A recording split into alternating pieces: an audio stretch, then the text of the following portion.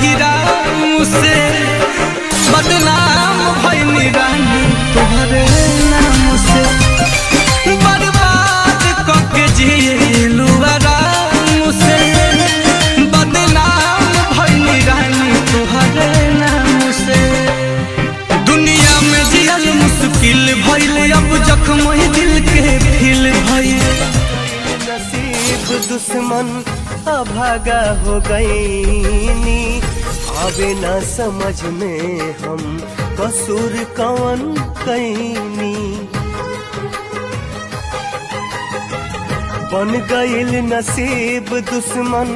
अभागा हो गईनी आवे ना समझ में हम कसूर कौन कैनी सजा बेकस कहाँ कोनो जात पात पूछेला जियारा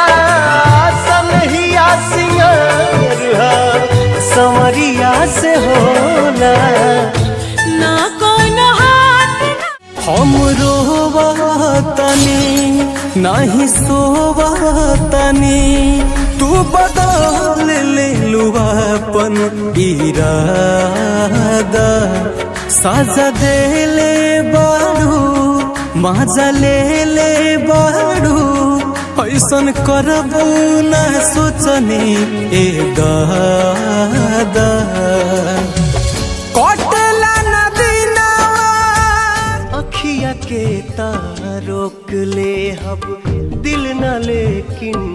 मानी हो अब त जिंदगी काटे पारी कसम कसम रानी हो अखिया के तारोक ले हम दिल न लेकिन मानी हो